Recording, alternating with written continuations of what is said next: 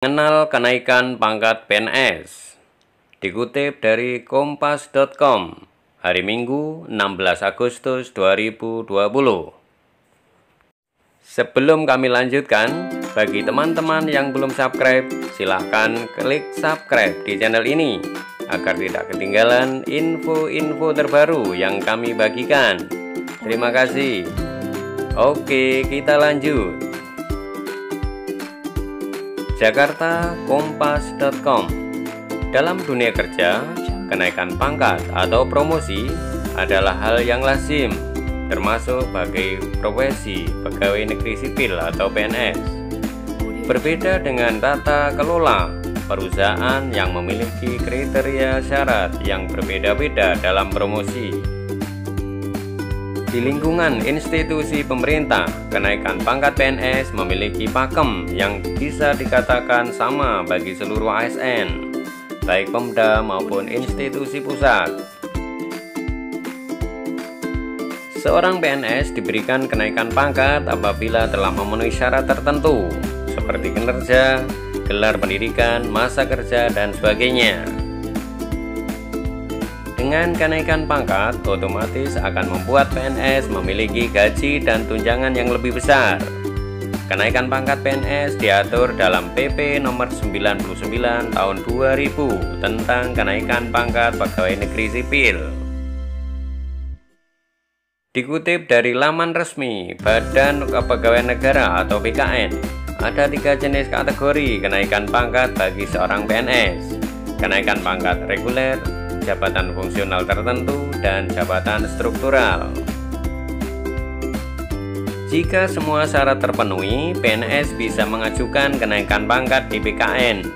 Kenaikan pangkat PNS biasanya ditetapkan tanggal 1 April dan 1 Oktober setiap tahun. Masa kerja untuk kenaikan pangkat pertama PNS dihitung sejak pelantikan sebagai CPNS. Kenaikan pangkat dilaksanakan berdasarkan sistem reguler dan sistem pilihan. 1. Kenaikan pangkat PNS reguler. Kenaikan pangkat reguler bagi PNS diberikan minimal 4 tahun sekali, atau setelah PNS bersangkutan menjabat pada posisi terakhir dalam rentang waktu 4 tahun. Kenaikan pangkat reguler adalah penghargaan yang diberikan kepada pegawai negeri sipil yang telah memenuhi syarat yang ditentukan tanpa terikat pada jabatan. Bunyi pasal 1 ayat 3 PP nomor 99 tahun 2000. Kenaikan pangkat reguler diberikan kepada PNS yang tidak menduduki jabatan struktural atau jabatan fungsional tertentu dan tidak melampaui pangkat atasan langsungnya. Selain itu, pangkat tertingginya ditentukan oleh pendidikan tertinggi yang dimiliki. Selain sudah 4 tahun mengabdi di pangkat terakhir, syarat lain kenaikan pangkat reguler yakni mendapatkan penilaian prestasi dalam bentuk sasaran kinerja pegawai atau SKP 2 tahun terakhir sekurang-kurangnya bernilai baik. Dalam struktur pakem PNS ada 4 golongan dalam pembagian jenjang karir PNS, antara lain golongan 1, 2, 3, dan 4. Golongan ini yang kemudian berpengaruh pada besaran gaji dan tunjangan yang diterima.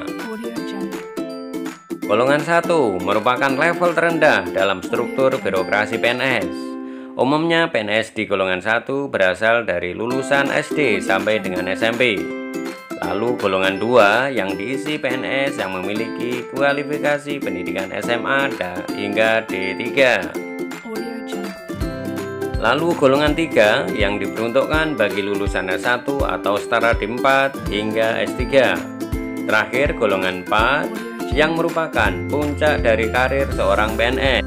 Yang perlu dicatat, setiap golongan 1 sampai 3 memiliki masing-masing 4 jenjang.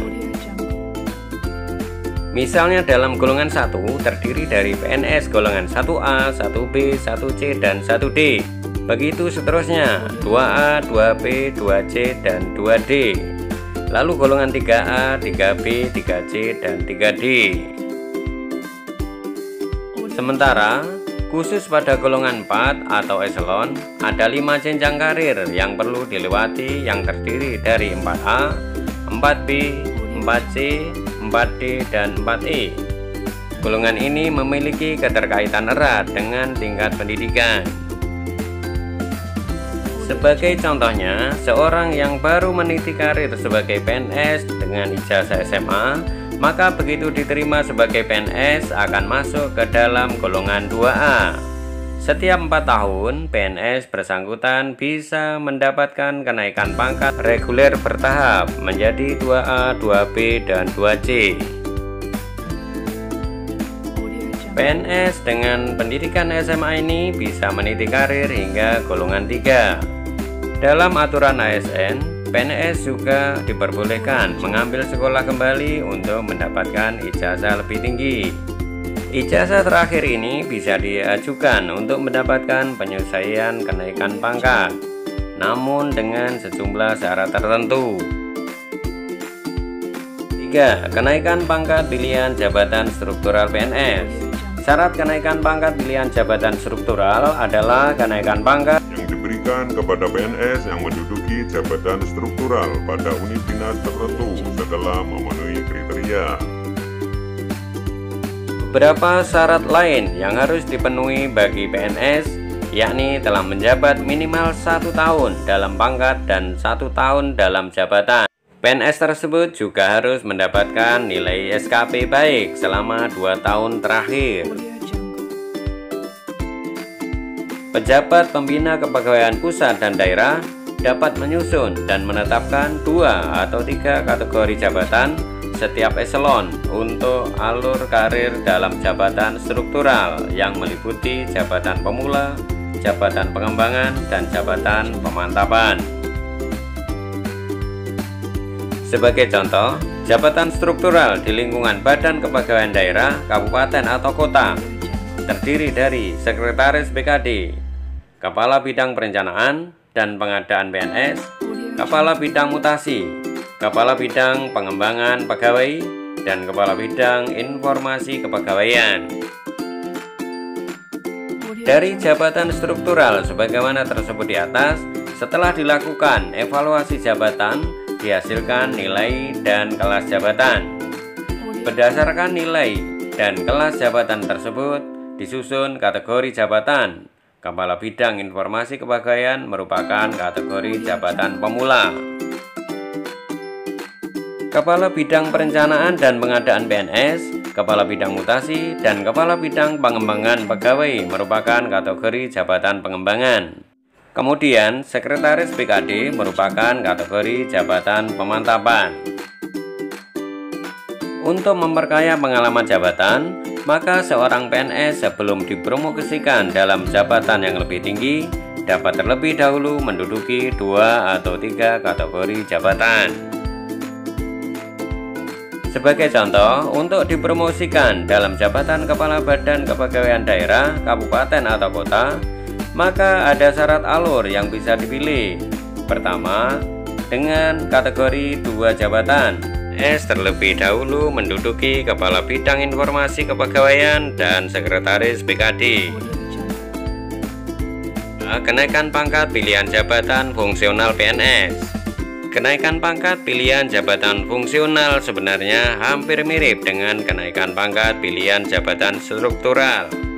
PNS jabatan fungsional adalah ASN yang memiliki tugas fungsional tertentu. Pengangkatannya diberikan dalam batas jenjang pangkat yang ditentukan untuk jabatan yang bersangkutan. Berbeda dengan kenaikan pangkat reguler PNS, jabatan fungsional diberikan kenaikan pangkat pilihan. Syarat yang harus dipenuhi antara lain penilaian pelaksanaan pekerjaan bernilai baik selama 2 tahun terakhir, dan lulus ujian dinas kenaikan pangkat bagi yang pindah golongan. Syarat tersebut bisa diabaikan jika PNS sedang menempuh pendidikan atau pelatihan dan kenaikan pangkatnya tidak melebihi pangkat atasannya. Demikian tadi info tentang kenaikan PNS. Sekali lagi saya ingatkan, bagi teman-teman yang belum subscribe, silakan klik subscribe di channel ini agar tidak ketinggalan info-info menarik lainnya dari kami. Terima kasih.